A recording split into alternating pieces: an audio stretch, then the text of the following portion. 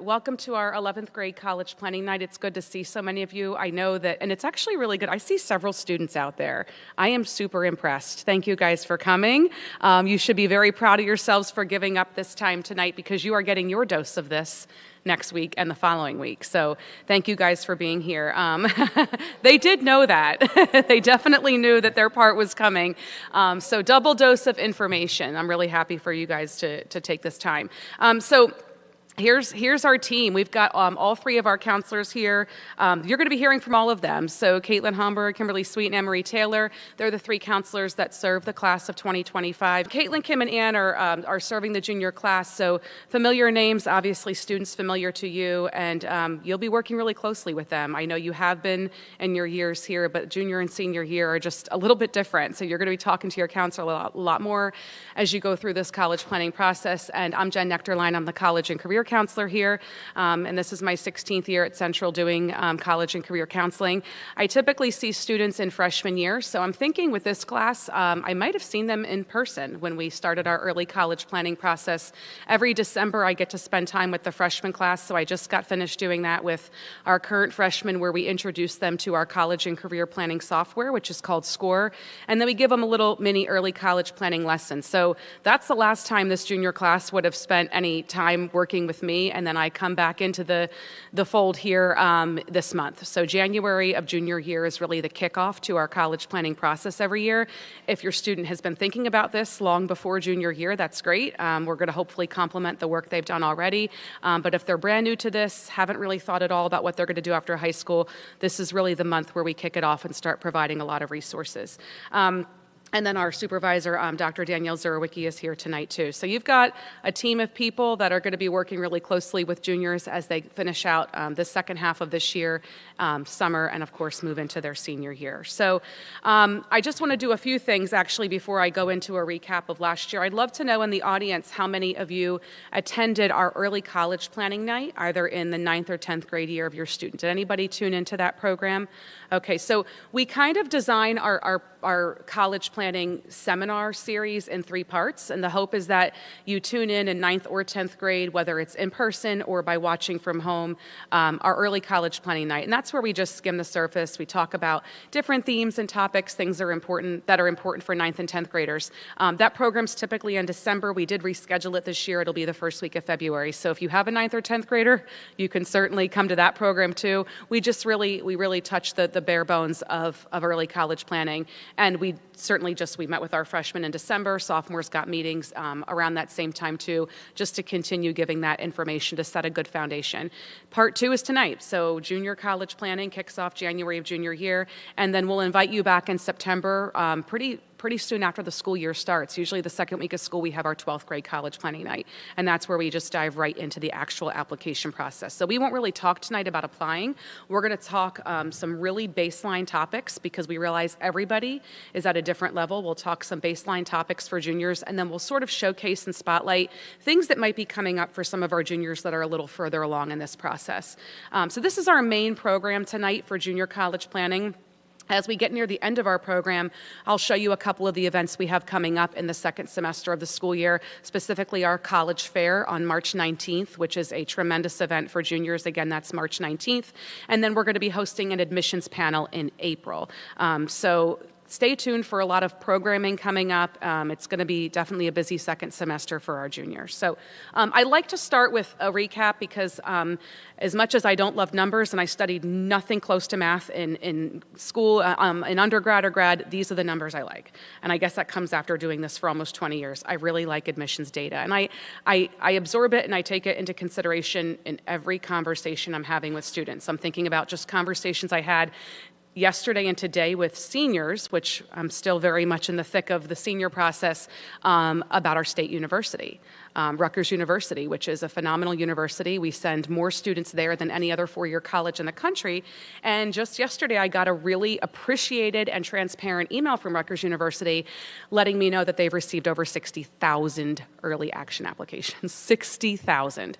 So that really puts things in perspective for our state university. There's phenomenal state options here in New Jersey, but that school is going to become increasingly more selective for our students, and the most specific reason is because this year they joined the Common App. The Common Application is taken by over 1,000 schools. It's a really streamlined, pretty low-stress way to apply to college. We provide a really comprehensive guide on how to fill it out at the end of junior year, so students can work on it in the summer, and they joined the Common App. And when you can fill out one application and send it off to a lot of schools, when a school joins the Common App and becomes a Common App member, their applications spike, and they did with Rutgers. So that was really transparent and appreciated, that data, and I hang on to that because I know that there's going to be results coming in the next 3 weeks that are going to surprise some of our seniors. So more on data later, but this is just a really basic recap of the seniors who graduated this past June, and I use this, especially that heavy second bullet, in helping our current seniors as they go through the process. So what you see at the top is the breakdown of our class. I think we were looking at about 660 seniors last year, and we have been pretty consistent in these numbers. About 70% of the class pursuing four-year college, so that's packing their bags, going away from home. 17% to two-year college, with the majority of those being to Raritan Valley Community College in Branchburg. We have a phenomenal community college that is shared by Hunterdon and Somerset. Bigger community college for sure, big campus, lots of programs, lots of resources, and typically somewhere between 17, 18, 19% of our class, some years 20%, pursue community college, and some of them transfer, some of them earn a career degree. So great option for students.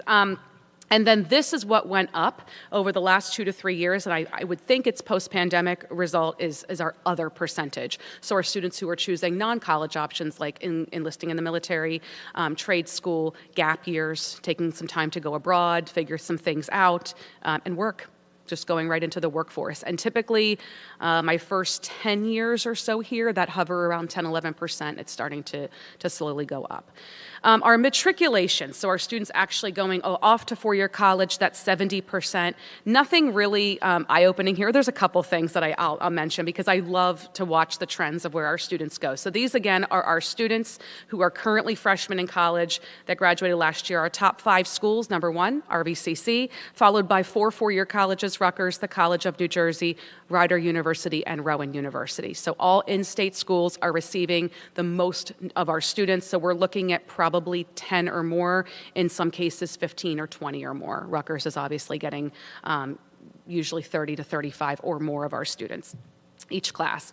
The following bullet, those schools got 8 or more of our students last year. So Kean University right here in Union, New Jersey, Penn State, James Madison University, University of Delaware, University of Pittsburgh, Fairleigh Dickinson right here in New Jersey, and my near and dear alma mater, West Virginia. So they all got 8 or more of our students from the class of 23.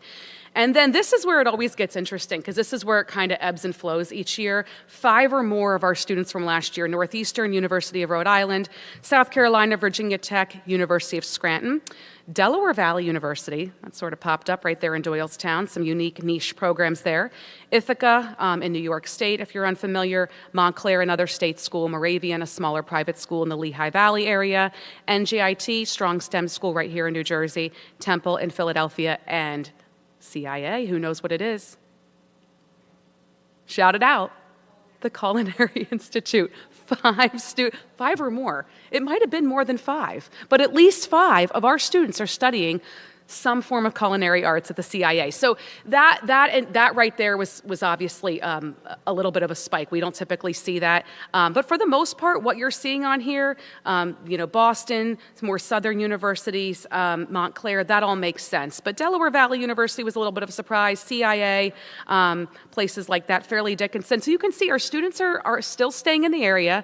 But overall, and I don't have this on here, but I think it's important to know, they matriculated to over 155 different schools. So that's pretty impressive. Our students do go all over the country.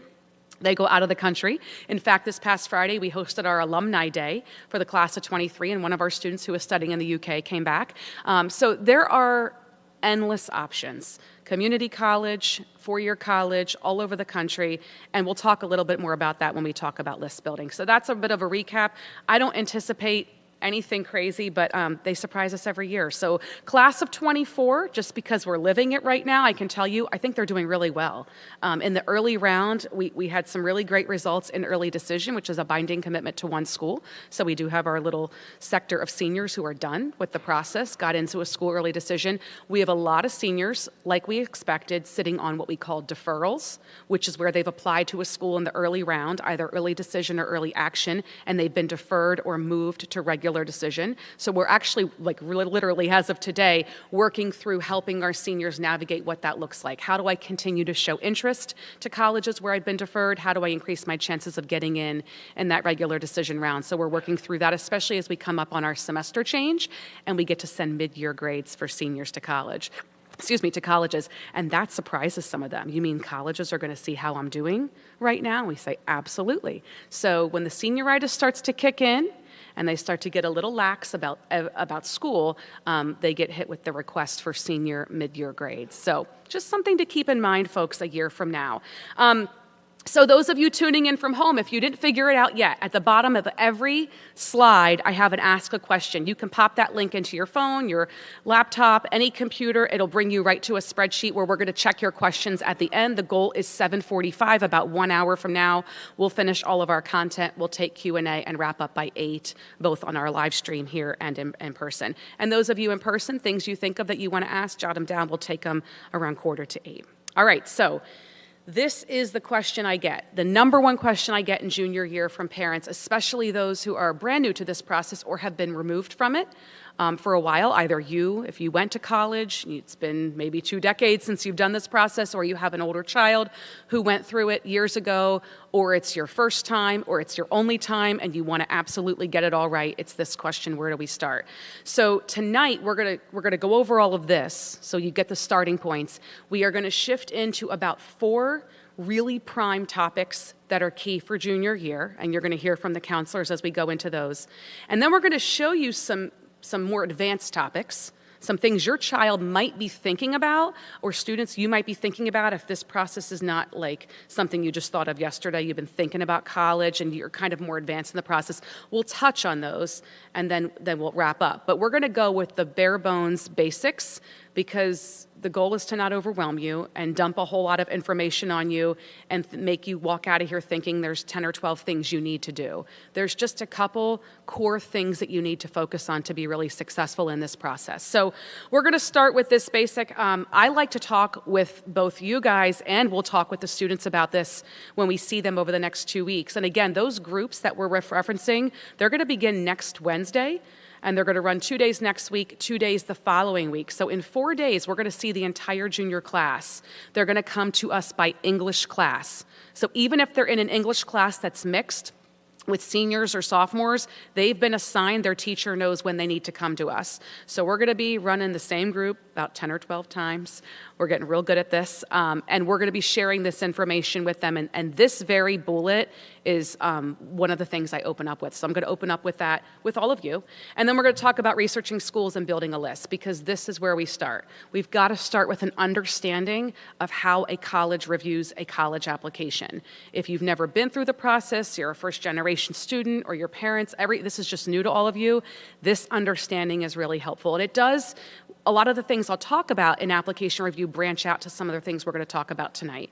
And then we're going to go into SCORE, not Squire, SCORE, which is still new to us, second full year into SCORE. That's our college and career software. I'll show you how to navigate that, and we'll talk about building a good list. Again, if you're from home, watching from home, ask a question at the bottom, and certainly those of you here can use that link as well.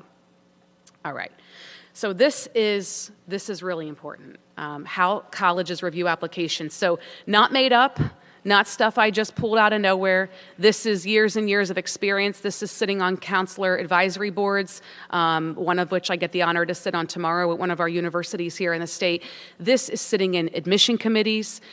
This is data that comes out every year, how colleges review applications. I can't say this is in order of importance for every school, but a lot of schools will look at an application with these factors in this order. And what I always say to the students when we share this, and I'll say it to you, is nowhere on this slide do you see the acronym GPA. grade point average, because students get very, very, very hung up on GPA, their cumulative overall GPA. They think it's this like identifier. It's like strapped to their forehead, and they walk around, and it's with what just defines who they are. I'm a 3.2, or I'm only this, or I have that, and I wish my GPA was higher. We do talk about setting a strong foundation of that number in freshman year. We just got finished with that conversation with freshmen when we saw the whole class last month. But it's not the end-all be-all, and it is not what colleges are looking at. Yes, it's on the transcript. Yes, the transcript is the first thing looked at. But there's so much that goes behind a grade point average. And the fact that every school calculates GPA different. Here, we're on a traditional 4.0 scale with added weight. So if you take an honors or an advanced or an AP class, you have added weight. But we are on a traditional 4.0 scale. When you're a college receiving 60,000 early applications, and that's representing a lot of high schools, so a lot of different GPA scales, and now you're starting to think about outside the country. You've got international transcript, foreign transcripts, high schools that don't even do grades. They grade on narrative. I mean, the grading system is a little wild. So GPA is not on here. What does matter is the meat of the transcript. Line by line by line, the courses the student is taking. So is the student challenging themselves within the context of this high school? Okay, so when you apply to college, your competition, yes, everyone applying, all those 60,000 apps at Rutgers are competing for so many seats. Small number compared to 60,000. But ultimately, the competition is right here. So you're competing against your class because you're evaluated only in the context of where you come from. So a 3.2 student here is not like a 3.2 student at North Hunterdon just a couple miles up the road. Although we may have some overlapping characteristics as high schools, and I can tell you we do, and our students perform pretty similar in the college process, they're two distinctly different contexts. So level of academic rigor is the first thing colleges look at. So you've got the 4.0 student who is just protecting that 4.0 so hard by taking college prep classes compared to their friend, their classmate with a 3.6 who's trying the honors and trying the AP and maybe not getting A's, but they're pooling low A's and high B's. That student always has the edge. Always has the edge. So it doesn't mean you go and take this wild curriculum of honors and AP classes and get a bunch of C's. Your counselor's going to come into the mix there and go, we've got to step back. That's why they're the experts, they're the pros at this, and the scheduling's coming up in a couple of weeks, and they'll talk about leveling. But this is the time, going from junior to senior year, to say, hey, am I playing it safe? Have I been playing it safe? Is it time for me to take a little bit of a risk, to get myself prepared for the academic rigor that's going to lie ahead in college? So level of academic rigor is important. Obviously, yes, grades are, not GPA, but grades. Did grades trend upward from 9th to 10th grade? 9th grade was a little wonky, as we know. 10th grade got a little better, and 11th, 12th grade, things are, improving for the student. Is there an upward trend? Is there like a little blip of not so great grades because maybe something really significant was happening in that student's life that's now explained in their college essay? Okay, that's good. So trend is important. Grades are important. But that ultimately, that number, that GPA, is not really that significant. And a lot of schools are going to recalculate that GPA anyway. They might wipe out that rigor, that weight. They might recalculate on a traditional 4.0 scale with no weight. They might take out electives. They might, if you're a really specific school, they might just be calculating your STEM GPA. So GPA is not something to get hung up on. It's the rigor, it's the courses, it's what they're actually doing within the context of what we offer. Now we'll move on to the third bullet. If a student chooses to submit their standardized test scores, so SAT or ACT, this will be factored in. Post-pandemic, all schools except for one state in the lower southeast corner of the country all dropped the SAT requirement. Many schools are still test optional, but some have come back post-pandemic, like 2021, 22. Some schools pulled back and said, okay, that was fine for a year, but now we need those scores. And I think it's important to be cognizant of those schools that want scores, to say, well, we know it's important to them. We know what's important in evaluating applications. They need that standardized test score to help look at applicants. But there are still, I'd say the vast majority of the schools our students are applying to are test optional. Now, juniors and parents of, Your students should still test. Juniors, you should still test. We're not in the place we were in 3 years ago. You can't not test. There's test centers open everywhere. We're a test center on specific dates. You should test. You should prepare to test. And that preparation can be whatever works for you. It can be through Khan Academy. It can be through a book. It can be through a website. It can be an investment. And it's whatever works for your family, for you as a student, but you should test. And then you should use those scores in conjunction with conversation with your counselor, a campus visit, learning the school, talking to me, for us to help you determine if those scores will or will not help you in the college process. And that's probably one of the top topics we bring up in meetings, especially in the spring of junior year and the fall of senior year. I tested, here's my scores, should I submit? And we'll go down the list with a student, go, yes, yes, yes, no, no, no. Because here you need them, here they're requiring them, here they're not helping you at all. So that is conversation we can have once a student has that information. I wouldn't even think about that right now. Will we be test optional or not? Just take the test. You know yourself, students, parents, you know your student, you know their test-taking abilities. I get a lot of, but I'm not a good test taker, and I have to remind students, but guess what's going to happen in college? Tests. So now's a good time to get comfortable sitting for a long test. We had the PSATs in October. Scores were out in December, so they can utilize those, juniors. But there's so much free prep. There's no need to spend thousands of dollars if that's not what you want to do. There are local tutoring centers. You'll see a couple of them at our college fair. We bring them in to showcase their products, but they do help some students in the application process. All right, 1, 2, and 3 are what I call the hard factors. This is the black and white stuff. The transcript is what it is. The rigor is what it is. The scores are what they are. We just send them, and that's it. We can't really massage those things. It's the hard stuff. We get in now, letters of recommendation and down are what I call the soft factors. This is the stuff where we have a little bit more control. Students, juniors, seniors, cannot see their letters of recommendation. They'll sign a waiver stating that they've waived their right to see them, and that's a pretty standard thing for all students. But they can control who they ask. They can control the relationship they have with that teacher. So juniors will be instructed in their groups in the next 2 weeks to begin verbally asking two teachers for letters of recommendation. You're going to hear from Ms. Sweet on that a little bit more. Those letters of rec, if a college requires recs, they are looking at them, and they will factor into the decision. This is where they're reading about the student, about them as a whole, about them as a student in the classroom, and this will start to impact the decision. Then we move into the student's words, the essay, and this is important. We won't get to this a lot tonight. We won't even get to it a lot with our students. We're going to actually do a second round of group sessions with our juniors before school ends. We'll talk a little bit more about essay writing in there. A good number of our 11th grade English classes do a college essay unit. The essay is important.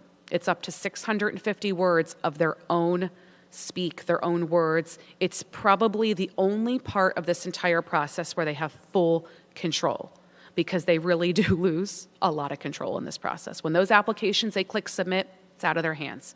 Everything is out of their hands. They've done all the work, all the prep, but once you click submit, this process is completely out of your control. 650 words, you have complete reign over it.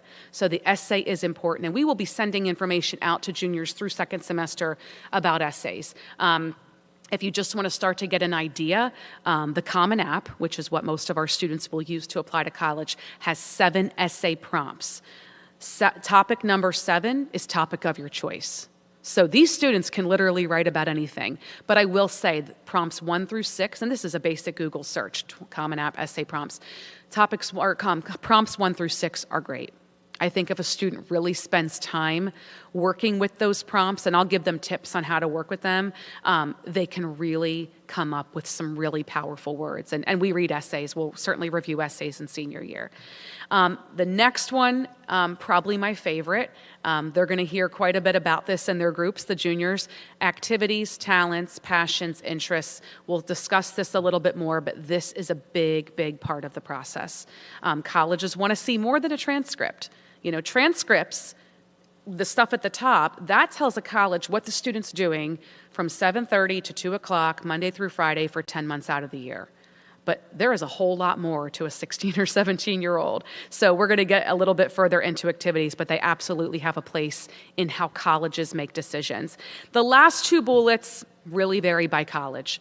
Some colleges don't care how much interest you show. They don't have the ability to track it. They don't want to, it doesn't matter how many times you visited campus. It doesn't matter if you filled out an inquiry card at the college fair. It doesn't matter. And for some schools, it's incredibly important. I'll give you a scenario.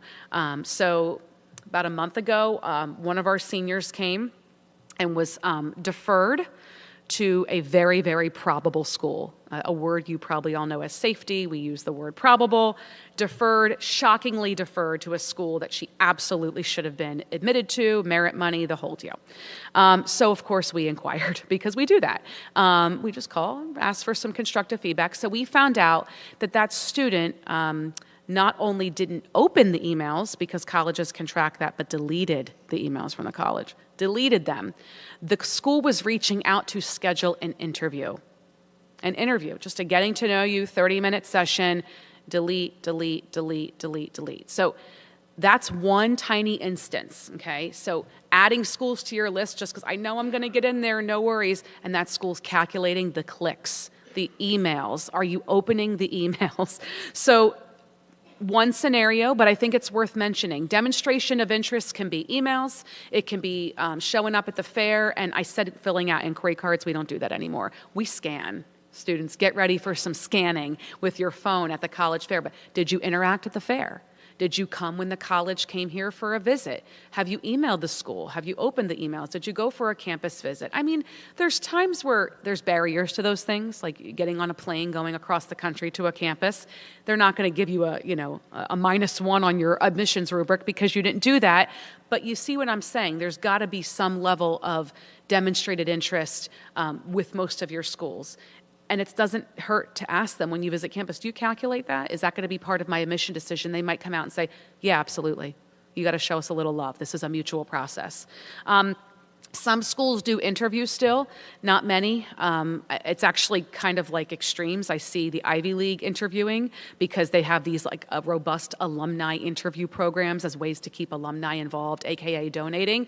And those interviews mean very little, if nothing, in the process. Our students get all nervous about them and want to sit down and do a mock interview. And I tell them it's like having a conversation with somebody. Don't sweat. And then we have some schools, some smaller schools that really calculate interest, that truly want to sit with a student on phone, on Zoom, in person at Starbucks, and have a full-on interview to get to know them. Kudos to those schools for having the power and the admissions staff to be able to do that with their applicants. But if a student does come across an interview that's legit, we will absolutely prepare them for it. So this is a holistic review. And when students hear this or parents hear this, it oftentimes opens their eyes to realize, okay, so it's not all about grades. No, it isn't. I mean, we have students all over the grade spectrum. Notice I didn't say GPA, but all different types of grades, all different trends of grades getting into fantastic four-year colleges because of these other factors, because colleges read into their essay, because colleges realize, oh, they might not have straight A's because they're working 30 hours a week at ShopRite, and that was the standout activity on their application. So there is so much more to this process than just grades. All right, so now we're going to talk about the next kind of basic. And once you have this understanding that it's more than grades, if anything, I hope that kind of drives you comfortably into this process. And this is, again, when families say or students say, I don't know where to start, you start right here. You've got to develop some type of list. Now, where do most lists start? Most lists start with what's familiar. It could be familiarity because parents went there if you attended college, older siblings, cousins, neighbors, relatives, friends. Your list gets built by what's familiar in your circle, and then it's what's familiar in your region, and then it might be what's familiar on the bumper stickers on cars. It's just names that are familiar, and that's, I don't know, it could be 20, 30, 40, 50 schools for you. And then it's, well, Oh, they just won the national championship. Or then it's sports, and then it's the media. Who's in the media? Who's playing on ESPN? So these are the normal things that get a list together. And this is why our students send applications in droves to the same 50 schools in between Massachusetts and the Carolinas, because that's just what's familiar. We get really excited, or at least I do, when students start to throw applications into schools in the Midwest, on the West Coast, down south. And obviously they are, and they have been for years if we're matriculating to over 150 schools. They're not just staying in the Massachusetts to, Carolina corridor. They're going all over. So how do we develop this list? We start with what's familiar, and then we start using our resources. And our number one resource here is SCORE. So SCORE is our college and career planning software. If you've been around the Central community for a while, you might be familiar with a term called Naviance. In fact, that's what this class got introduced to, right, in 9th grade, and then got SCORE as sophomores. So we transitioned from Naviance. There was nothing wrong with it. But when there's a better product out there for students, we're going to go for it. So we transitioned, took us a couple years to get fully there, but we are using SCORE 100% now. It's been great. A lot of our peer high schools in the area use it. And it's a really robust college and career planning software. So this is a place students can do a search. I'll take you in there in just a minute and show you sort of how that works. But this is where we want them to start. Now, are there other sites for this? Absolutely. College Board is a great resource. College Board is a name you're going to hear over and over because they run the PSAT, the SAT, Advanced Placement, AP. They run a lot of testing. They're also a fantastic searching website. And there's a section within the College Board website where they house all those search tools. It's called Big Future. So another place students can do a search. There are countless websites students can do searches to get to lists that fit them. How do you do a search? You plug in location, if they know where they want to be, or a region. Size, maybe they want a small, medium school, or maybe they want something big. Type of area. Maybe they lived here their whole life and are ready to be in a more urban environment. So on and so forth. Cost could be a factor, certainly major, if they're going to play a sport. You start to plug all these things in, algorithm after algorithm, and a list spits out. And they'll look at it and go, I haven't heard of 90% of these. Okay, well, that's where you need to come in. You need to meet with your counselor or me so we can help you understand those schools that you've never heard of, because chances are not only do they meet your criteria, but they could be an absolutely amazing fit. All right, so we also want that list to be representative. Now, this is not going to happen right away. This probably won't even happen till senior year. But a really good, healthy college list has 3 categories. But the key is those 3 categories are evenly represented. So students have a couple probable schools. That's where as safety. We don't use that word anymore. Probable, high probability of getting in. So overall, their academic profile is either that or above the typical admitted student. SCORE will help them understand that. Target schools, which are just kind of a good 50-50 match, they line up with most admits. And then reaches, where the average admitted student's going to be a little bit higher than their profile. And when I say profile, I am talking GPA, and I am talking test scores. But again, there's a lot more that goes to it. So that's just a starting point. I will say most lists, comfortably say most lists start reach heavy. So it is our job to bring it down to reality and encourage students to have an even spread. This is the time of year, in fact, just today, yesterday, last week, first week back from the break, and students are coming, Mrs. N, I think I need more probables. You're not alone. The early results start coming in December. There's deferrals. They're starting to worry. Am I going to get into enough schools where I have enough options? So we're starting to add a couple more probables into the mix. Same thing I told that student to do in September. So please, it is not out to hurt the student. It is not out to make them feel defeated. It is solely out to protect them and give them lots of options. With 4,000 colleges in the country, they should find a content list with an even number of probables, targets, and reaches, and never feel like I'm just applying to apply or they're settling. Okay, so college list work, it takes work.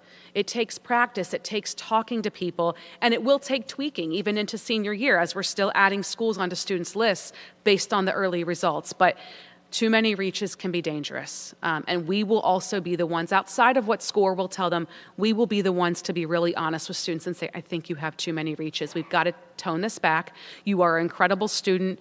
You may have trouble getting into some of these schools, so let's add some probables in where not only can you get in, but you can be rewarded with merit money for all the good work you've done. So Probable target reach schools. We're going to talk about where to keep that list and score. And then the last bullet, it's a tough conversation to have with not only with students. I've had the tough conversation with parents who reach out and say, hey, can you give me the top 20 engineering schools? That's what we want to work with.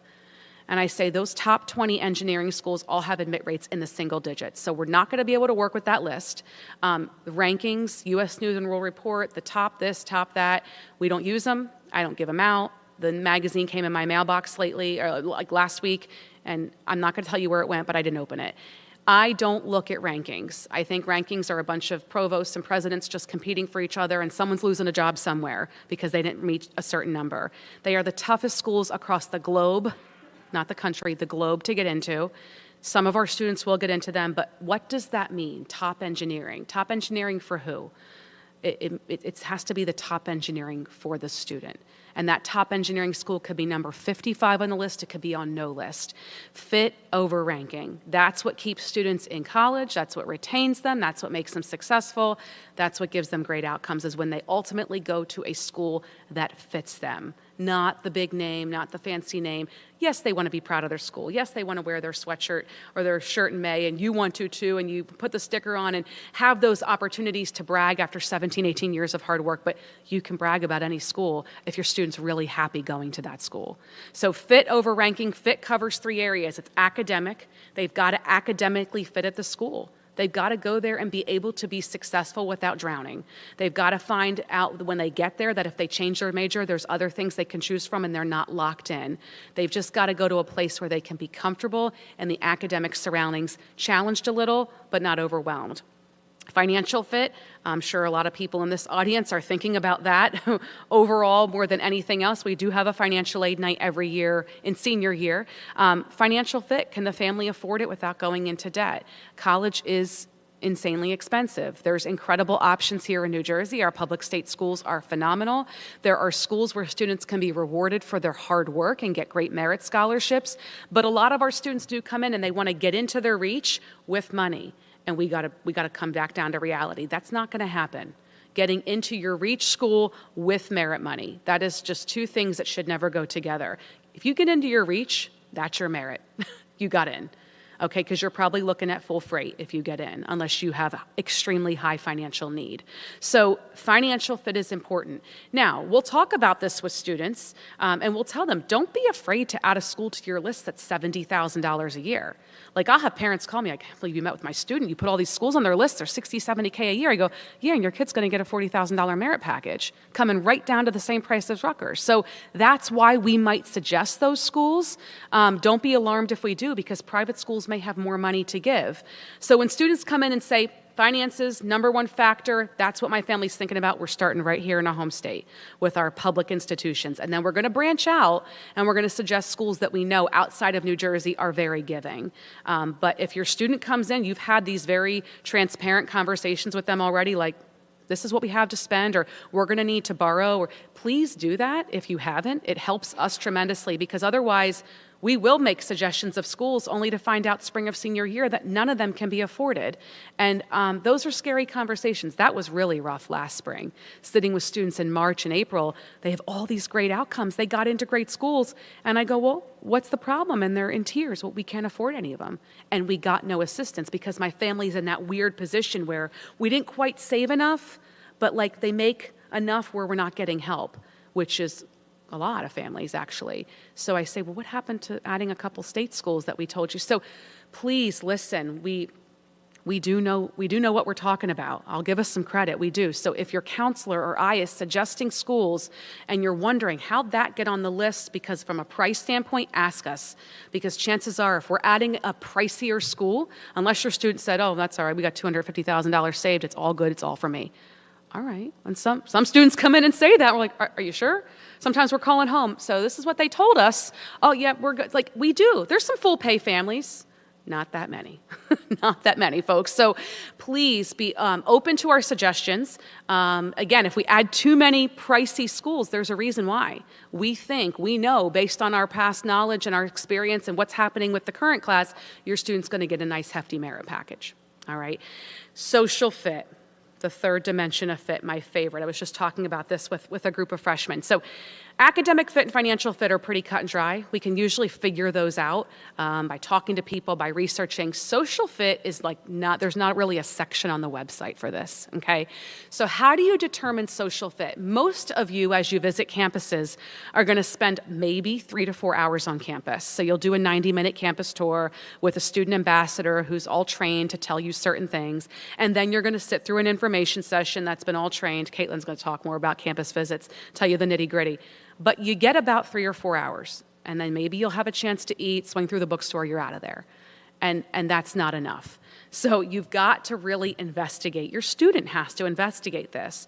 And sometimes you have to go kind of off the script and go onto YouTube and go through social media and talk to real people at the school. Like, what's it like? Does it really clear out on the weekends? Or is it wild and crazy still at 2 a.m. every night of the week?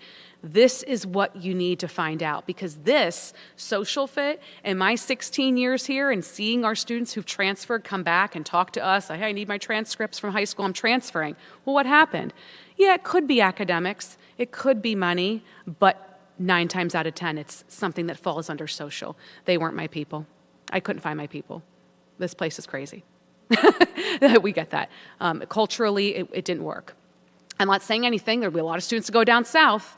We have a lot who come back up north pretty quickly. I went down there, I did a campus visit, it was super sunny that day, but when you are living there, it's different. Or Midwest, you know, I went out, the day I went, it was snowing, but I don't think I can do the snow every single day. Or I went out to the West Coast, the plane ride was great, but then I realized I was really homesick. That all falls under social fit. And for some students, they adapt, and there's no homesickness, and everything's great, and some don't. Some, it could be a really hefty roommate problem and they just can't get over it. That all falls under it. So what do I encourage? Repeat visits. When your student starts to hone in on a couple schools, if it's doable, get back to campus a second time, maybe even a third time. If you went in summer, go back when students are there. Go in the bad weather, go in the good weather. If you didn't get a great tour guide, try for another time. The investment you have to make, not just monetary, but just putting yourself into this process is necessary to make sure you check these boxes, that the fit is there. And if you ever need connections to schools, like, you know, I'm not really sure if a lot of kids from Central went to that school out there in Minnesota. I wonder if Mrs. N knows anyone. We can get you connected so you can really get the good, bad, and ugly. And Caitlin will share a couple more tips on campus visits, how to go off the script. So let me get out of here. Let me take you into SCORE and show you a little bit about searching. And grab a sip of water here. So this is SCORE. Juniors have had it since last year, right? Oh, goodness. So we're going to be taking our juniors through SCORE when we have our groups. We're going to be encouraging all of them to go into their account. They're going to bring their Chromebook or laptop to their group session. And we're going to take them through SCORE, revisit it if they haven't been in a while. But this account is theirs. If you want to be added to this, they can add you. They can invite you. I'll show you where to do that in a moment. That's how you can get access to SCORE so you can see what they're seeing. So there's a lot in here. It takes a long time to demo it all. I'm just going to show you a few things. It's really intuitive. Like, it really speaks to the student generation and population. So right up here, this kind of middle tab, My Colleges, this is where we really want students to house their list, okay? And it needs to be just under this column right here. They're not going to mess around with applying or applied. That's all senior year stuff. Right now, as a junior, and if you have a younger student, a 9th or 10th grader, this is where we want them to be. Schools they're following. Schools they're just interested in. I got 22 on my list. If I'm meeting with a student and during our meeting I'm making suggestions, they're not writing them down. We're putting them right in SCORE. So as counselors, we can put schools under the suggested column. So if you get into your student SCORE account and see suggested by Jennifer Nectarline, that was me. I suggested that school. And you can ask your student, well, what did she say about that one? Why? So students, when you come to your meetings, you can write a couple things down, or if you can remember things, jot them in your phone. I don't care if you have your phone out in our meeting, you're taking a couple notes, that's fine. But we are going to make suggestions. I'm going to make suggestions in meetings. And what's kind of fun is when we put a suggestion on here, if the student after the meeting goes, I don't know what she was thinking, they can say not interested, and I can never add it again. So just know that. And I don't mind that. Because if I meet with that student 6 months later, I go, what happened to South Carolina? And I can't add it anymore. It's because they're not interested. So SCORE has allowed us to really be engaged in that way with students and understand their preferences. So these are the schools I'm following. Students can update their choices as far as what they're mostly interested. Students can also change what they think their chances are, probable, target, and reach. So there's a lot of neat stuff in here. So I'm going to go ahead and click right here on Clemson. This is a pretty big school for us, Clemson in South Carolina. And you can just see right when it pops up, some schools have like an interactive video. It just depends on what the college has given SCORE to promote. But you can see just basic screenshots. You can see it matches my preferences because when students go and SCORE, if they haven't done it yet, it'll always be on their homepage. It's like a 2-minute assessment on what their college interests are. So they answer questions on location, on size, those criteria I mentioned earlier, and SCORE will give them matches. They can continue to update those interests over time. Like if they realized, you know what, I'm going to go a little further away than 4 hours, so let's look at some schools down in Mid-Atlantic, maybe in the South. They can update that criteria. I'll show you. But here's Clemson. You can get some basic information on the academics. Again, your official college website's always going to have the facts. This is information inputted to SCORE by the school. Cost and aid, a little bit about student life, but I'm going to stop right here. Again, I'm on the Clemson page right here on this middle tab called admissions. This is where our data lies. All right, so again, as a parent, ask your student to invite you if you want to get in and see what this is all about. So here it is. This is our Clemson data for Hunterdon Central. So SCORE is housing just our central data. We have a 49% admit rate with Clemson, okay? The students who do submit an SAT, those admitted, have an average of a 1300 or a 29 ACT. I'm going to take this a step further and click here on this button called View Application Scattergram. Scattergrams are what provide a visual of this school and really start to break down how these students look academically. So I'm going to go up here to the class year. I'm going to adjust this just a little. I'm going to look at just the last 3 years, classes of four cycles, 20, 21, 22, 23. Okay? So if I take a look at just the last 3 years, I can see there's a little key here at the bottom. I am represented by the purple star.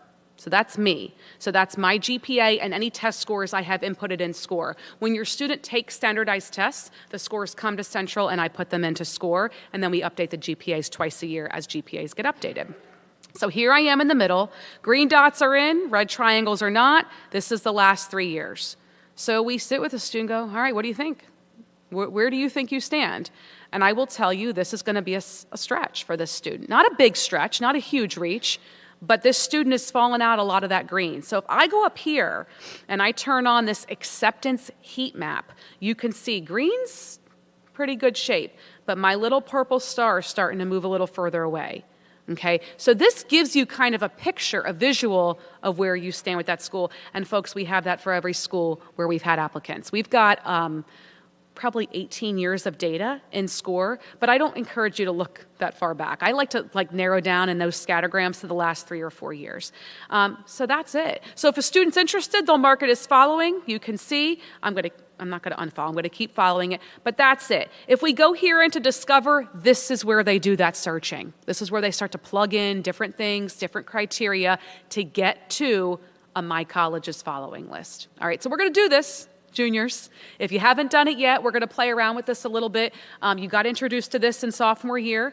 If you don't know your SCORE login, having trouble getting in, don't be embarrassed. Don't let that be a reason you don't use it. This is going to be the driver of our whole process next year. SCORE not only is where they organize their list, but it's also how they let us know they need transcripts for college, letters of recommendation. They're going to be living in this account, especially from June on. So juniors, get comfortable with it. Parents, encourage them to be using it. Right up here is their profile. If I click here under Me, View Profile, and this is where they can invite you. Okay, so encourage them to log in, invite a parent. It's just first name, last name, email. By all means, make sure they've got the email right, and they'll invite you and you can be in their account with them. All right, and then you can see if they, what kind of information's in here. Really good place to store their activities. It's like a little mini resume builder. SCORE is great, and that's our main college and career planning tool we have here. All right, so let me get back to this. These folks, just going back, where do we begin? This is the basic surface. SCORE, building a list, understanding. That's all we're asking for. If there's anything to leave here tonight and work on, it's this. You might not be ready for these next couple of steps, and that's perfectly fine. If you hang out right in this area, even for the next couple months, this is a good place to be. Work on the list, develop, ask questions, be open to when the list spits out 150 names and you've only heard of 4 of them. That's okay. There's a reason those schools came out on the list. They matched the criteria you put in.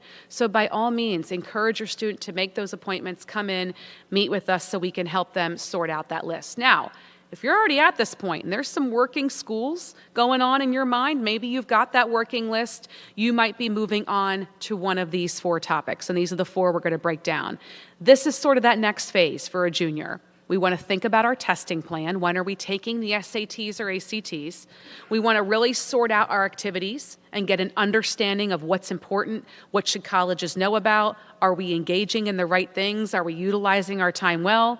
We're going to talk a little bit about campus visits, and then we're going to pick back up on that letter of recommendation conversation we started. So nothing on this screen really too surprising. These are really the most important things to be focusing on in junior year. So we've got our foundation, our list building, and now we're moving into probably areas you've all heard of, but now we're really going to formalize it, all right? If you are watching us from home, thank you and welcome. If you just tuned in, at the bottom of every slide, we have a link to ask a question. You can type that in from home. We'll get those questions. And again, those of you here, about 7:45, we'll take questions. I'm going to do a quick blip here on testing before I move over to our other counselors speaking. So standardized testing, I touched on it a little bit already. It's pretty straightforward, folks. collegeboard.org or act.org. Whatever your student's taking, get on the websites, build the profile, build the account, and get them registered for a test. So here's where we're at. It's January. For SATs, we have one in March, May, and June. That'll get us through the school year. After that, the next one is going to be in August. It's always late August, and then we're into senior year. Okay, so what we have left is March, May, and June. I will tell you the May SAT falls around the same time as AP exams. So if you're a junior with AP classes, that's quite a bit of testing if you take the SAT in May. So March, May, June is what we have left. We have the August test, pretty popular one, I'll be honest. A lot of rising seniors will take that August test, try to get it in one more time before school starts. But if your student is taking Algebra 2, this year, Algebra 2 is a lot, that's mostly what the math SAT is covering. There's a tiny bit of advanced stuff, but mostly Algebra 2, or perhaps taking Algebra 2 as a senior, they're going to test better later.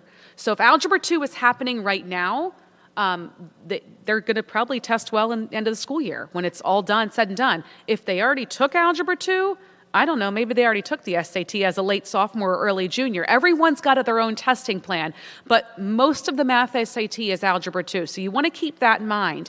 However, when are they going to be their most mature English student to be able to do the best on the reading and writing? That might be a different time. So now we're taking it once, we're taking it twice, we might take it 3 times, and that's okay.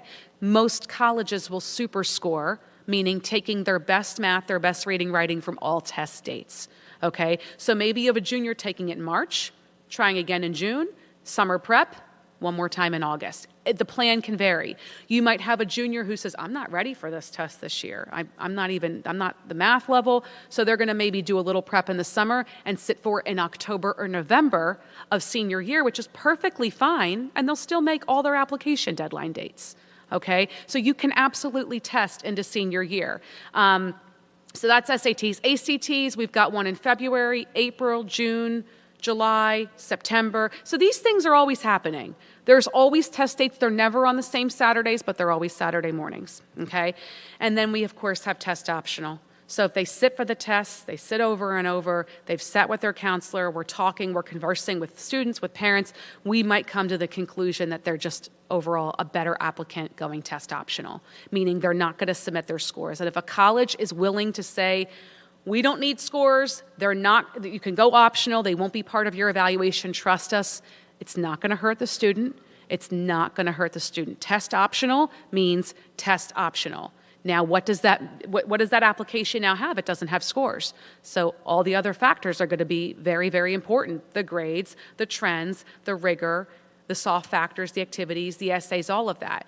But they are not, trust me when I tell you, are not at a disadvantage by not submitting scores. I'm still hearing students, parents, many people saying that, well, if you don't submit your scores, you're doomed. That is so false.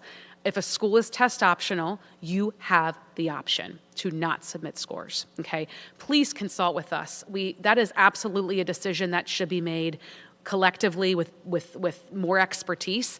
Let us help you with that. And I'm still having the conversation with parents, even today, talking with parents, well, they got deferred. Should we go ahead and submit that score now? Yeah, why not?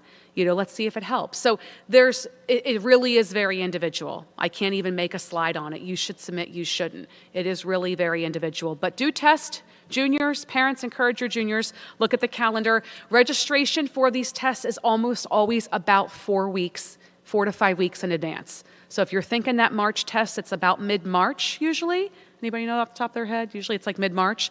Come back 4 weeks, folks. The deadline's coming up to take the March SAT. So collegeboard.org, ACT.org, they are two distinctly separate companies, all right? I think that's it for a moment. All right, so that's testing. We're going to get to all 4 of these. You're going to hear from Ms. Sweet, Ms. Taylor, Ms. Homburg. They're going to go over the next 3. I'll come back up and get us to our closing, all right? So hang in there, folks. All right, activities.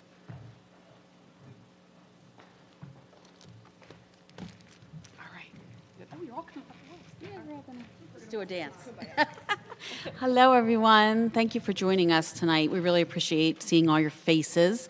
I'm Miss Ann Taylor, junior counselor.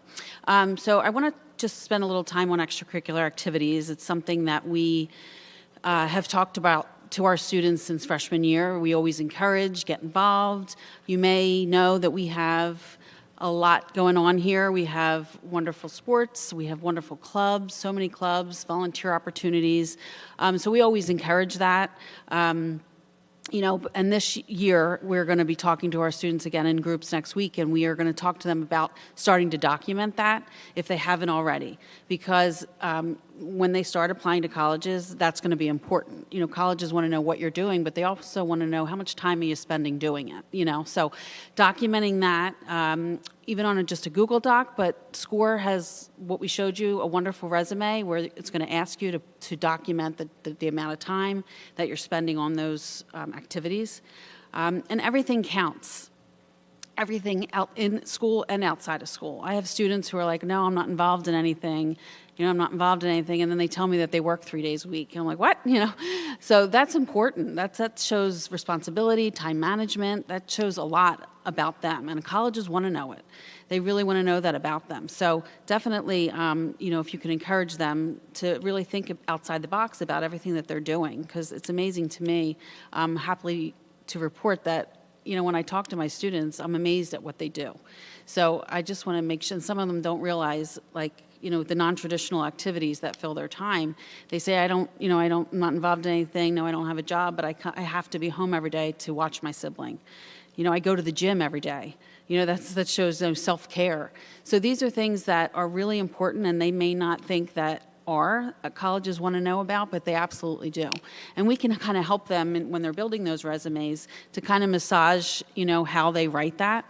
We're experts at that, so we happily want to help them do that. But so if you can talk to them about that, what about that volunteer opportunity? You had this wonderful cultural experience, talk about that. Put that in your activities because it's important.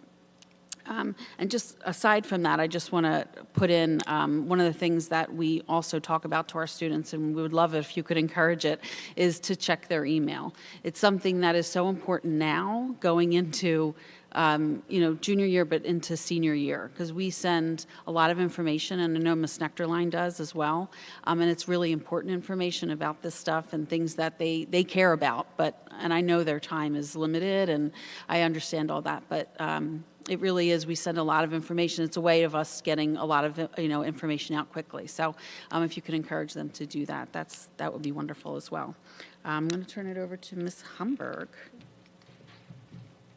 Hey, I'm Miss Homburg, if anybody doesn't know me. I filled in for Ann Biber this year after she retired. So some of you may not recognize me, and that's the case. So I'm going to talk about visiting colleges, which I think is probably the most fun about the process, right? We get to travel around the country, see places maybe we didn't see before, and we get to see new places and find our home away from home, which I think is a really, really scary and daunting process, but also super, super exciting and definitely super important. When we visit colleges, it's super important to check the websites for visit information and register online. So, of course, non-traditionally, we can pop onto a campus. Maybe we're vacationing in the area, so we're going to do a non-traditional drive-through or walk-through ourselves. But when we want that really individual, specific information, it's important to check the website when they're doing their events and we register, because then we fall into a database with that registration and we're able to start getting those emails and start getting more times that we can get on campus for additional visits if we start to continue interest in that school. Another good way to get information is social media. So as we all know, everybody's on social media, Instagram, TikTok, Twitter, whatever it might be. Schools are blasting all sorts of stuff on social media. It may seem silly to follow a school on Instagram. You might not know what they're going to post, but it's a good way to see, one, what are the students doing on campus? What kinds of students are on campus that are representing that school? The people that they put on their social media are supposed to be very important people, highly acclaimed, right? Doing really, really well. Do I feel like I'm going to fit in with that person? Do they look like me? Are they going to act like me? That all is super, super important. When we are registering for events, it's important to consider the different type of events that we're going to.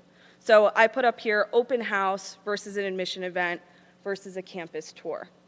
So an open house is going to be kind of that buffet of options where we're probably getting a little bit of everything. We're getting a campus tour, we're getting an information session, we're getting lunch, we're getting to see, some sort of activities or athletics, some faculty, some students, right? So we're getting a little bit of everything. An admissions event is typically very specific, and it's tailored to a certain kind of student or a certain kind of person that's going to come on campus. So maybe we're having an admissions event for only admitted seniors, or we're having an admissions event only for athletes, or we're having an admissions event only for people from New Jersey.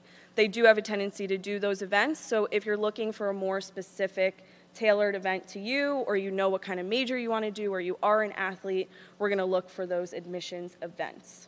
And then lastly, I put a campus tour, which is our basic campus tour. We're going around most likely with a student, probably not a professional staff member, and we're getting a very minimum basic idea of the campus. And all three of those events are important to do as we consider what interest we have in the school. That might depict which one we pick, but all are important.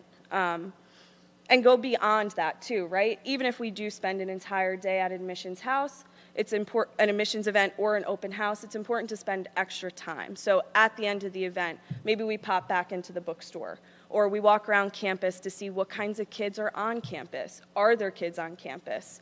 Maybe we talk to a kid. Maybe we're able to get into a dorm room safely and with permission, but maybe we're able to get into a dorm room and kind of see what those even look like. Get into the cafeteria. What does the food look like? What are the food options? So all these things are super, super important when we're on campus that you don't always see. Because as Ms. Nectarline said, they're putting their best foot forward. So we want to make sure we see that stuff that they might not advertise to you. Some nitty-gritty about being here at Hunterdon Central. You have 3 excused visit days for juniors and seniors. So you get 6 total for the rest of your time here. And with that excuse, that goes to the 11th grade House Secretary, Danielle Adams, and typically we ask for a note just confirming that you actually were there. Of course, if you're missing school for an event, we're assuming you went, but just make sure that you let somebody know so that it doesn't become a problem. And then lastly, go beyond the script. I kind of touched on this already, but maybe it's not a school that we are entirely sure is on our list, but we're in the area, so we're going to pop over to an extra school that's in the area, again, maybe not on our list, but we're going beyond that script. We're seeing places we didn't see, we're seeing places maybe we didn't consider, but we're taking that extra time and really making sure that it's a good fit, because that is so important. Yeah.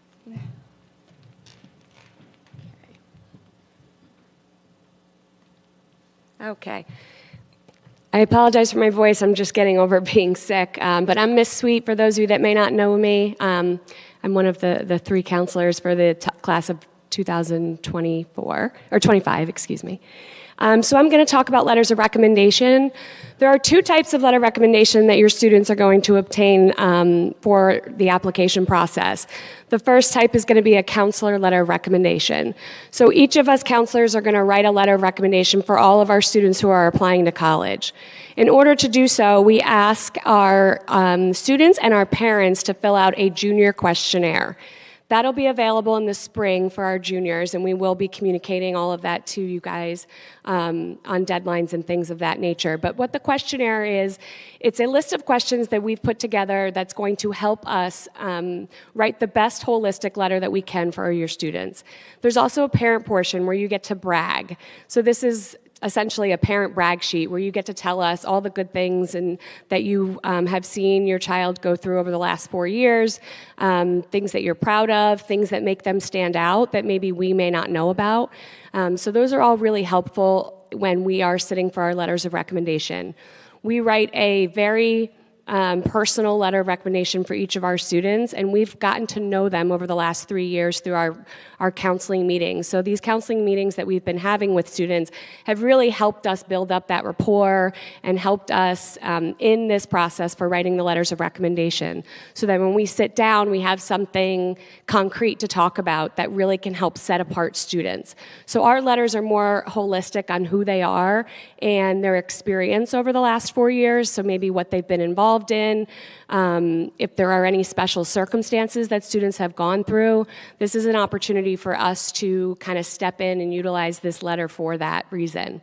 And we really do look at the parent portion. So if you can take the time to, answer these questions and help us, that'll, really kind of round out the letter for your student. The second letter that students are going to obtain are the teacher's letters of recommendation. So Ms. Nectarline touched on this a bit, but we require students to have 2 teacher letter of recommendations before they leave us junior year. So this process will start in about the spring, where after we have our group meetings the next 2 weeks, we're going to share this information with students to let them know that they should be contacting teachers in person to write a letter on their behalf. Now, the question we always get is, who should I ask to write my letter of recommendation? 2 academic teachers, like I said, is typically the requirement. But when you're thinking about which 2 teachers to ask, there's a couple questions that we want you to think about. First off, we want you to think about the teacher that knows you best. So that may not be the class that you got straight A's in or did the best in academically, because they could be very different. You could show up to a class, you could be doing well on your exams and, getting good grades and, then just leave and not really have that rapport with the teacher. So if you ask that teacher to write you a letter on their behalf, they may not have enough substance to give the letter. And we want teachers to be able to talk about your participation in the classroom, to talk about how you might have contributed to the subject. So those are the kind of teachers that you want to think about when thinking about writing letters of recommendation. We also like for you to think about, or for your students to think about, teachers that are that maybe have known them most recently. So sometimes students will say, "Oh, I had a really good rapport with my freshman year English teacher." Well, unless you've had that teacher after freshman year, you haven't seen them for almost 3 years, and students are very different junior year than they were freshman year, so there may be a big lack of content there. So junior year is typically the teachers that we would like to pay attention to asking, and we want to think of those teachers that really have some substance about who the students are and what they've contributed to their classroom.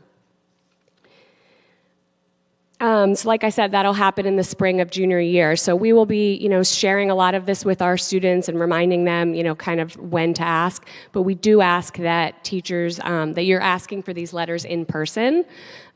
Teachers are doing this beyond their, classroom duties. So it's always really, we're really grateful when teachers are accepting this request. So in person is just a nice, respectful, mannered way of asking for them to do this and go above and beyond for you.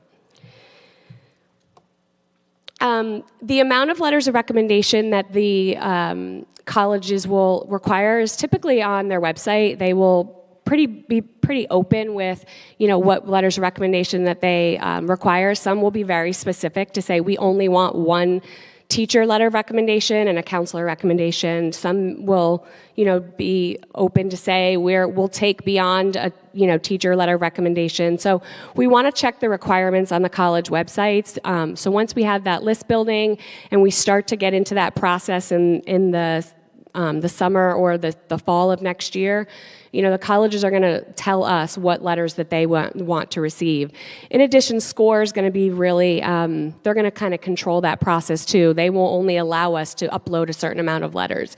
So, I've had students in the past that say, oh, I have like 5 or 6 letters that I want to send. And sometimes that can be viewed, on a negative way, that, you have so many people that you need to, share about you.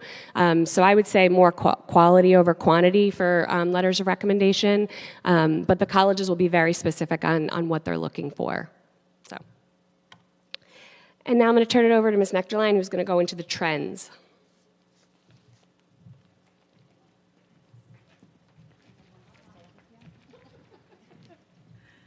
A lot of good experience here, folks. I'll tell you, they're great. The 3 counselors that serve the junior class are great. There's a lot of collective years of experience here. So you guys are in great hands. Thank you all so much. So we're going to do some trends. We're going to close out here. We're going to take some Q&A and hopefully get you moving by and close out the whole program by 8. So I like trends. I used to kind of put this at the beginning when I did that whole recap on the class of 23, but I just think this is important stuff. And I kind of touched on some of these things. This is what we're seeing. I think trends in admission, I study them because it's my career and my passion. I love learning about this.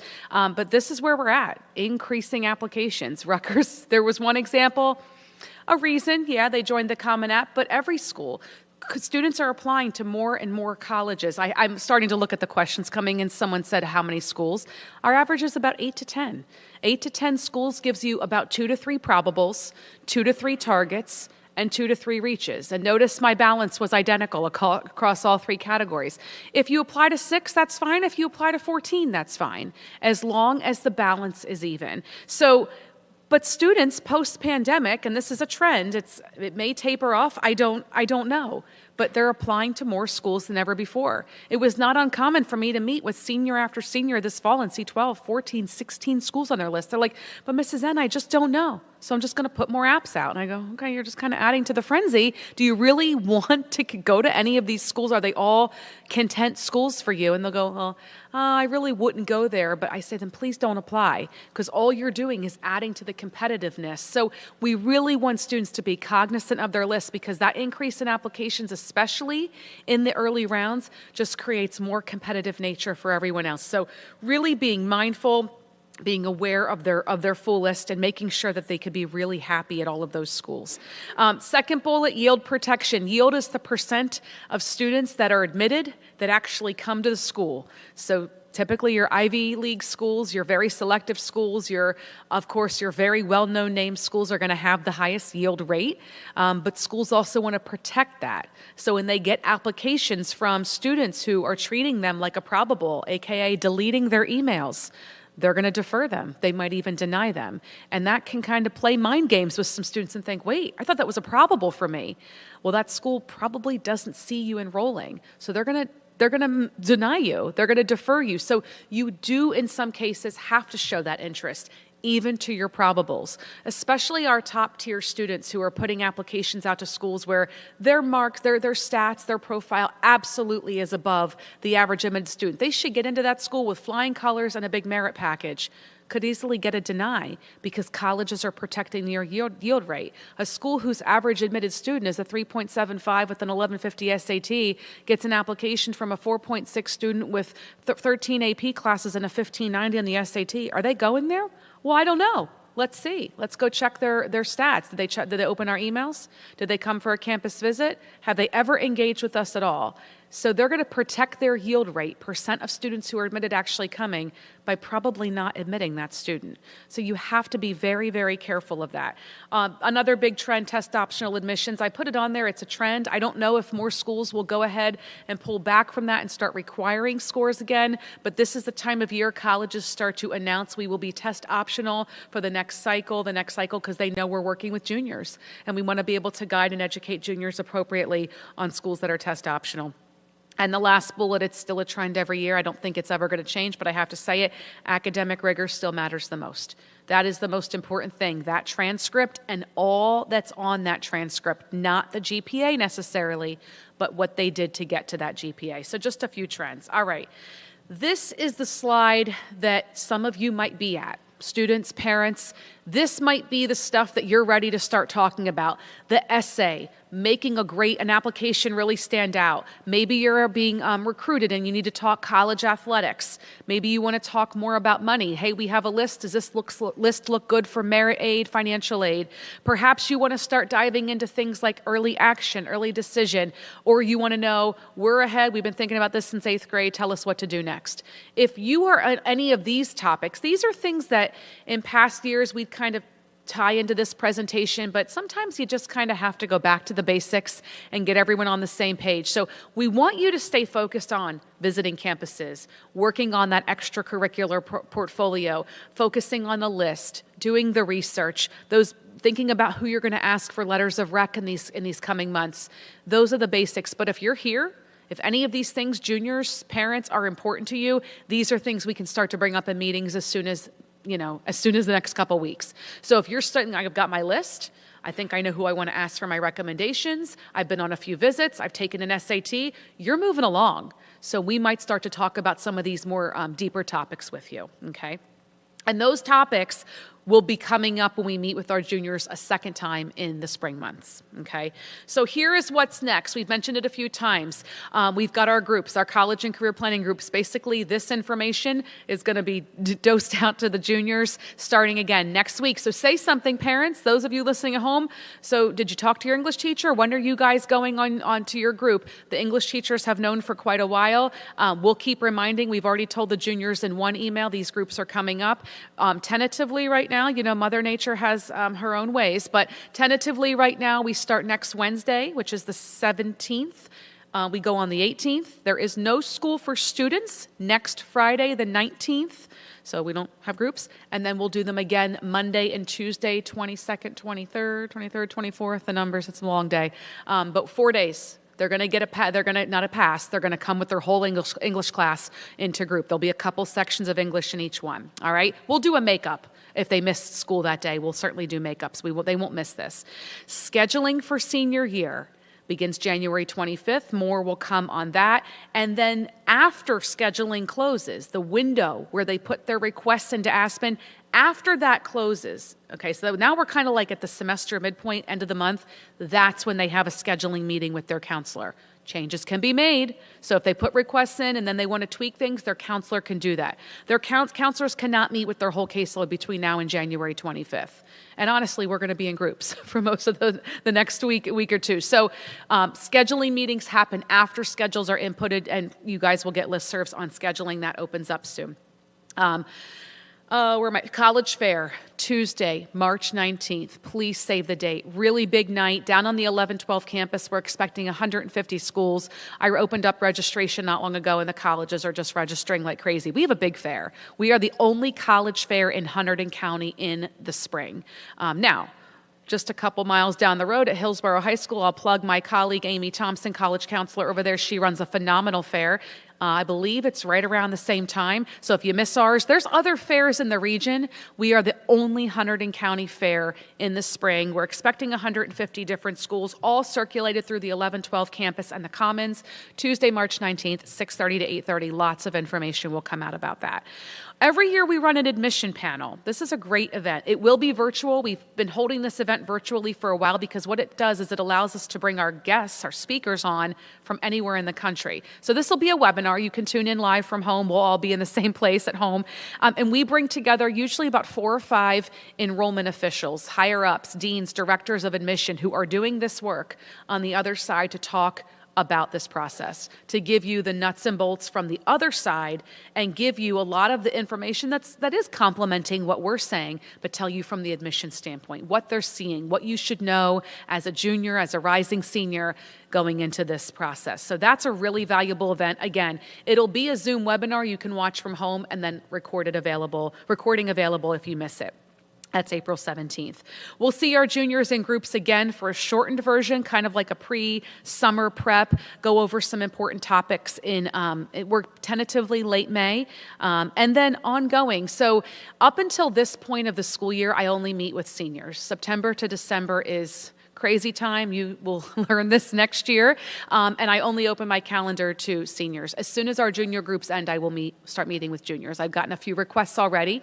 So juniors can reach out to me to request a college planning meeting. They'll get a couple pre-meeting questions from me, just so I know that they have started the process. And that helps me know that they've put some work into this, that I'm not starting the process for them, because we give a lot. We're going to give a lot of information in these groups over the next 2 weeks. So we're going to give them resources. We're going to tell them how to build a list. You're going to come, if you come in for a meeting with me, and I'm speaking just for myself, and it helps me manage the volume and serving the whole school, you've got to come in with a working list. And if you don't have that yet, we might not be ready to meet. You might need to go back to the drawing board, go back to the resources we shared, show me you've done a little bit of homework, and now I'm going to help you with it. We're going to complement it. We're going to add to it. We're going to dive a little bit deeper into it. So it will get busy. There will be a little bit of a wait, but I will see juniors as quickly as I can, because we're also still very much working with our senior class. All right, that was it. Sorry, I talked really, really fast there at the end. So Q&A. I know there's questions coming in from our audience at home. Please stay with us. We're going to keep recording, and we're going to go just a couple minutes here with questions. So I have a lot from home, but I'm going to try to go back and forth. So I'll start live audience, and I'll repeat the questions so that those of you at home can hear and everyone here can hear. Is there anything that you want to ask? I saw your hand first.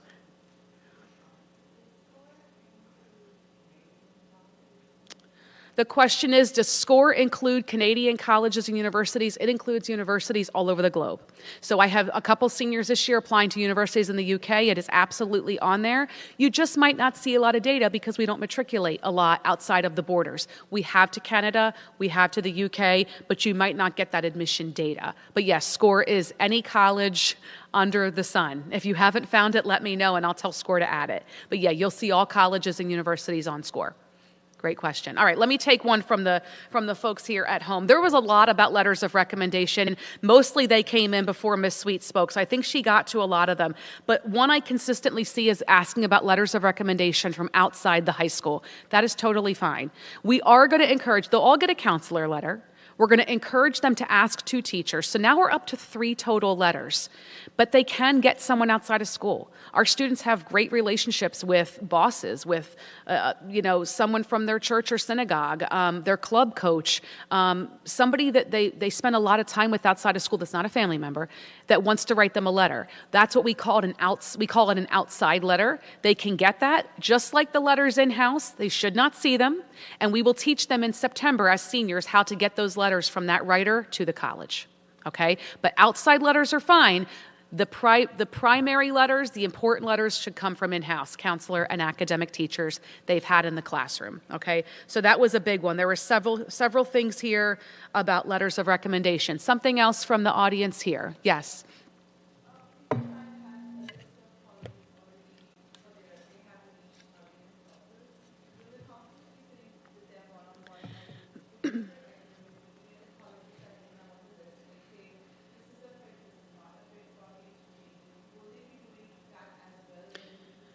Sure. So the question is, will the counselors be sitting with students, going over their list one-on-one, categorizing probable target reach with each and every student? So if a student has that need, they can certainly ask their counselor to do that. I will say, and I'm going to speak for you guys if I'm wrong, correct me, they have a lot of students to see in a window of putting this together, their schedule for next year. So scheduling is January 25th to 29th.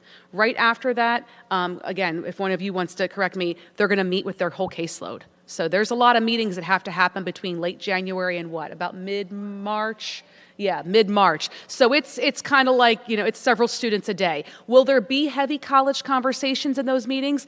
Possibly not. Student can request a meeting with me. And then once we get through that robust scheduling period, by all means, they can sit back down with their counselor, go over those categories, go over their college plans. I'm not scheduling students, and all I do here is college and career counseling. So that's kind of where I come in. Tell them to reach out. All right? Great question. All right, let me look here. A lot of recommendation questions. This one I saw when I took a seat, and I actually had to go find the answer. So in SCORE, is there a function that allows you to just spit out a list based on GPA and test scores? No, there isn't. There is on scores, test scores, and on selectivity rate, and I kind of like it. And here's why, because GPA is a number. So you can't say, I have a 3.6, show me all the schools that admit our students with a 3.6, because that 3.6 means something different for everybody. So for the parent the person that asked that, when you go into SCORE, you actually can do this. Am I still projecting? Oh, good. Okay, so if we go into SCORE, and I found it on my other computer, we go into Discover. Okay, we're in Discover for SCORE. If I go in here to My Matches, edit my preferences, so like all those different things that are important to me, there's one little feature in here that might help, and it's this one. So let's say you're a junior, late junior year, you know your scores. So you've got, let's say you got on the SAT, you're looking for schools that typically admit our students between 1,000 and 1,200, and we'll leave ACT alone. And let's say it's a kind of a higher admit rate. So we're looking at maybe a lesser selective school. We can plug that in. So the person that asked that question, can I just see by GPA and scores? No, but we do have this. And this will allow you to get a little bit closer to the schools that fit in your academic mold. And then that's where we come in. So the first thing I do is look at a student's transcript and just talking to them. And what are you interested in? Tell me about the schools you liked. And I really love to know what they didn't like. That's because I've been on a lot of campuses. So when you tell me you didn't like a school and I've been there, we can start talking about what you didn't like. Really helps me to develop other recommendations. We'll start recommending schools based on their academic profile. All right. Couple questions about early decision, early action. Early decision is a binding commitment to one school. So if a student finds a school they are absolutely in love with, no other school matters, they may start to talk about applying early decision. When you apply to a college early decision, it's one school. Because if you get in, you're going there. You're going to sign an early decision agreement. Parent signs it, student signs it, counselor signs it. This is all in, okay? Everyone's in agreement that if the student gets into this school, they are enrolling. The benefit of early decision is a slightly increased chance of admission. A slightly increased chance of admission because if they admit you, they know you're coming. 100% yield, okay? So that's early decision. I think this year, senior class, we had just under 50 students do early decision. And some got in and some college process is over. They're done. They're enrolled and they know where they're going to college. Early action, much more common. Non-binding. And the catch for both of these is you apply early. So you're talking about applications typically being due right around November 1st. So this really creeps up on students in senior year. You've really got to have your things together, be organized and prepared to file these applications by November 1. But early action, you apply earlier, you find out earlier, no binding commitment. So students do apply to several schools on their list early action. That's not uncommon. Anything else here from the audience? All right, we're just about there, folks, at 8. Let me see. Oh, I love this one. Our senior year class is also influenced or part of the college. I'm thinking, are they part of the review? 100% yes.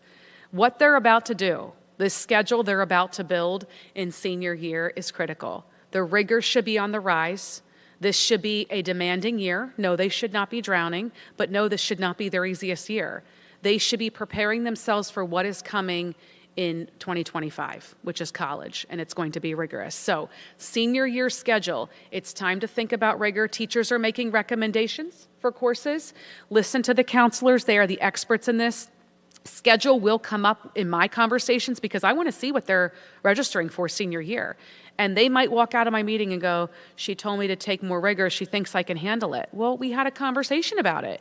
And when you told me you're trying to take the easy way out to have a light senior year, but you're putting together this list of big, hefty schools, we need to be realistic. So if I tell you, I think it's not a bad idea for you to take another honors course or two rather than 2 late-ins, 2 study halls, you got to set yourself up for success. So senior year schedule, absolutely important. When a transcript goes out to a college next fall, when we're applying, the whole transcript will be there. 9th, 10th, 11th grade, courses, grades, cumulative weighted and unweighted GPA, and the entire senior year schedule, all listed as in progress.